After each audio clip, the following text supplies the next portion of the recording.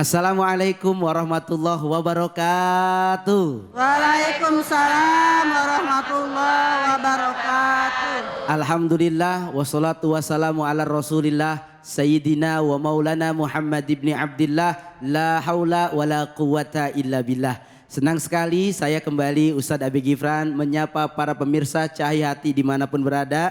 Insya Allah kali ini kita akan membahas tafsir dan mendengarkan tausiah dengan tema larangan menciptakan hoax. Insya Allah tausiah serta tafsir akan dibawakan oleh guru kita, diantaranya Kiai Haji Syamsul Ma'arif, yang kedua Kiai Iman Fadlur Rahman, dan yang ketiga Kiai Ridwan Husain. Dan insya Allah juga para jamaah boleh mengajukan pertanyaan di segmen 4. Nanti kita akan ada ngaji yuk bersama Ustadz Munawir Ngacir. Selain itu kita juga akan saling berbagi ilmu dengan para guru-guru semua. Sebelumnya hari ini Cahaya Hati berada di Masjid Al Hidayah, tepatnya di Duren Jaya, Kampung Cerewet. Apa Bu?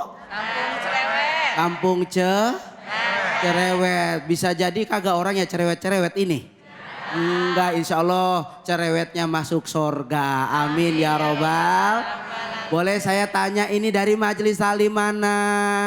Majelis Taklim Al Hidayah, Kampung Cerewet, Bekasi Timur. Alhamdulillah. Suara ibu-ibu banyak, kompak banget nih, bapak-bapak ada orangnya. Pak.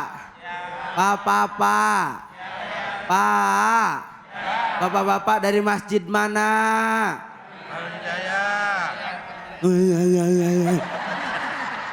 Bapak-bapak juga dari Masjid Al Hidayah. Alhamdulillah.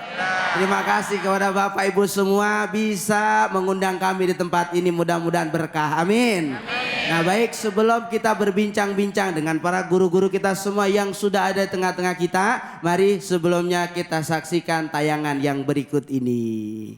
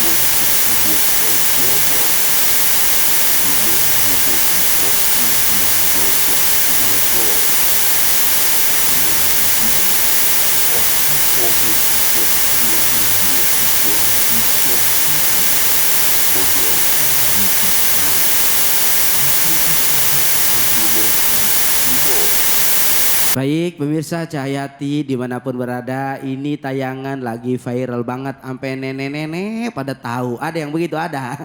Bahkan sampai dia membuat warna beda sendiri. Ada nggak yang pakai baju merah di sini? Ada yang kudungan merah, ada. Ini temennya bukan? Bukan ya. Ini tayangan begitu viral, saya akan bertanya kepada guru-guru kita semua, terlebih kepada Kiai Syamsul terlebih dahulu. Guru, Kiai Syamsul, mohon tanggapannya dari VT atau tayangan berikut tadi. Ya, Assalamualaikum warahmatullahi wabarakatuh. Waalaikumsalam warahmatullahi wabarakatuh.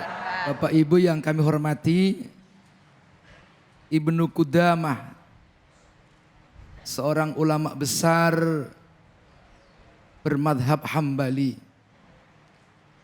Beliau menjelaskan tentang sihir. Beliau mengatakan sihir itu antara lain adalah azaim, jimat-jimat, wa ruqo. Apa ini? Ruqyah itu. Tapi ghairu syar'iyah. Ruqyah yang ghairu syar'iyah. Jambe-jambe. Lalu wa uqadun. Ikatan-ikatan, bundelan-bundelan tu'assiru al-abdana wal kuluba, yang bisa memberikan pengaruh kepada anggota badan dan hati. Fayumradu, maka sebab itu orang bisa jadi sakit. Wa yuktalu, orang itu bisa juga mati. Wa yufarriqu bainal mar'i wa zauji, gara-gara itu pula orang bisa cerai suami istri. Nah, oleh karena itu ketika kita membutuhkan sesuatu, misalnya pengobatan, alangkah baiknya kita datang ke dokter. Kalau tidak bisa, datang kepada ahli hikmah yang memang orang tersebut masyhur, dikenal dengan ilmu hikmahnya, mempunyai kelebihan, mengobati, tetapi dengan cara-cara yang syar'i. Misalnya sekarang ada ruqyah syar'iyah. Rasulullah SAW juga pernah terkena santet, terkena sihir. Gara-gara orang Yahudi itu ngambil sisir, lalu dengan rambutnya Rasulullah dimasukkan dalam sebuah tempat diikat, ada 11 ikatan, ditaruh dalam satu sumur. Akhirnya Rasulullah terkena sihir, sakit. Didatangi oleh malaikat. Dikasih tahu bahwa itu adalah perbuatan sihir. Kemudian Allah Subhanahu wa ta'ala menurunkan surah Qul a'udzu birabbil min syarri ma wa min syarri ghasikin idza wa min syarrin nafasati fil, minta perlindungan min syarrin nafasati fil uqad, dari para tukang-tukang sihir fil uqad tadi yang sudah membuat ikatan-ikatan tersebut. Alhamdulillah, begitu dibacakan surah Al-Alaq juga surah An-Nas, langsung ikatannya bisa dibuka, Rasulullah sembuh. Masya Allah. Artinya kalau kita kok terpaksa mau berobat dengan mendatangi orang yang pintar ahli hikmah, kita harus tahu dulu siapa dia. Bagaimana dia cara pengobatannya, sesuai dengan syariah atau tidak. Kalau ternyata kok bertentangan dengan syariat, maka harus ditinggalkan. Masya Allah, terima Jangan kasih. sampai kita tergolong orang yang disampaikan oleh Rasulullah tadi, man ata kahinan au sahiron. Barang siapa yang suka mendatangi dukun, mendatangi tukang sihir, kemudian ia membenarkan ucapannya, maka orang itu dianggap kafir bima anzalallah, bima unzila, dengan apa yang telah diturunkan ilan Muhammadin sallallahu alaihi wasallam. Terima kasih Guru Kita Samsul. tinggalkan yang sesuatu yang bertentangan dengan syar'i. Baik, kita ke Ustadz Iman. Ustadz Iman, bagaimana lalu Islam memandang sihir itu sendiri? Bismillahirrahmanirrahim. Ya, sihir dalam agama Islam adalah perbuatan yang tercela. Ya, oleh karena itu, ya mereka yang mempelajarinya, ya hukumnya haram. Mereka yang mempercayainya, ya bahkan mengikutinya juga masuk ya ke dalam ya hukum haram. Oleh karena itu, karena sihir ini masuk ke dalam perbuatan yang tercela, sehingga kita pun juga harus menghindarinya. Karena bagaimanapun para jamaah sekalian, bahwa sihir ini bukan datangnya dari Allah Subhanahu wa Ta'ala. Dan sihir ini tadi sudah disampaikan, bukan persoalan yang baru yang sekarang sedang viral, tapi sudah ada sejak zaman Nabi kita Nabi Muhammad SAW, bahkan sebelum zaman Nabi kita pun sudah apa? Sudah ada. Bahkan pada zaman ketika kita masih kecil pun juga sihir sudah apa? Sudah ada. Nah, ini kan sihir seringkali kalau di kita ini disebut dukun ya. Meskipun akhirnya ada dukun-dukun yang tidak menggunakan ilmu sihir, akhirnya mereka menolak. Nah, makanya kalau nanti ada istilah dukun, dukun yang kita maksud di sini adalah dukun yang mempraktekkan ilmu-ilmu apa? Ilmu sihir.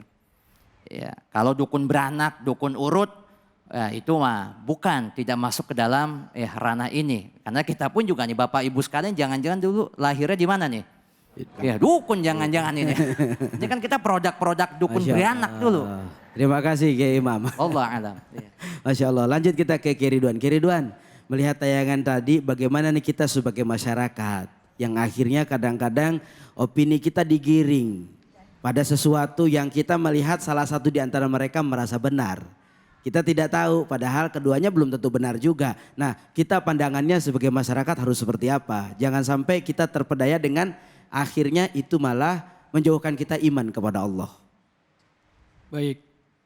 Para Bapak Ibu yang dirahmati Allah Subhanahu wa Ta'ala, sihir itu berasal dari kata sahiro yasharu sihron.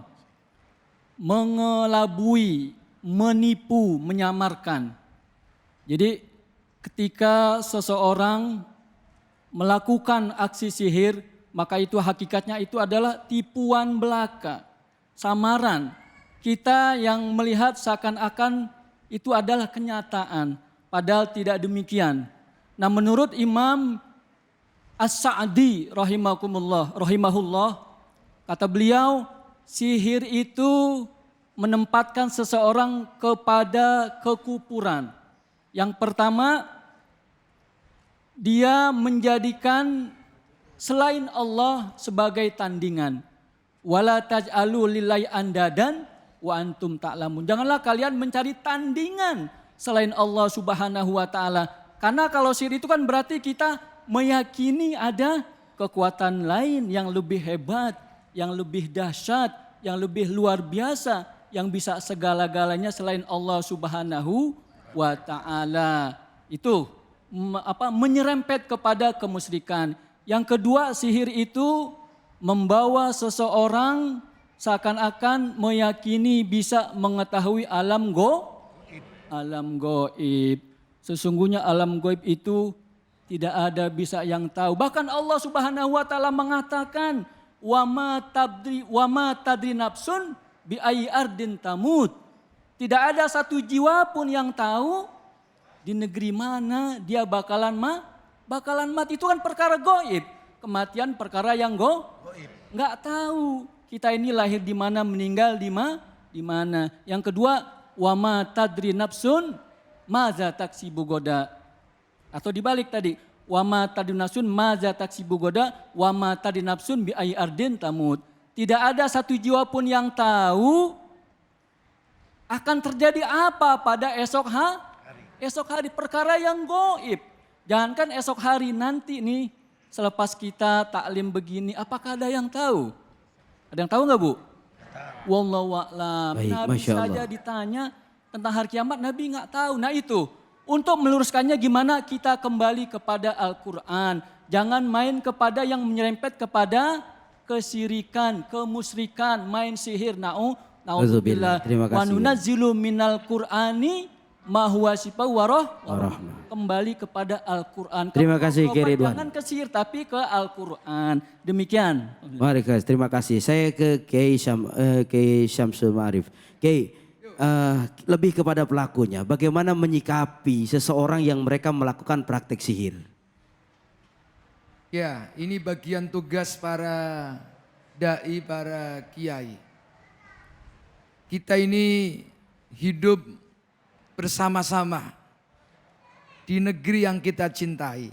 Ketika kita menemukan orang yang melakukan kekeliruan, orang yang melakukan kesalahan, sekalipun kesalahannya itu dianggap kesalahan besar dalam pelanggaran agama, maka kewajiban kita harus mengajak supaya mereka itu kembali ke jalan yang benar. Demikian pula ada caranya mengajak itu. Jangan sampai saling menjatuhkan.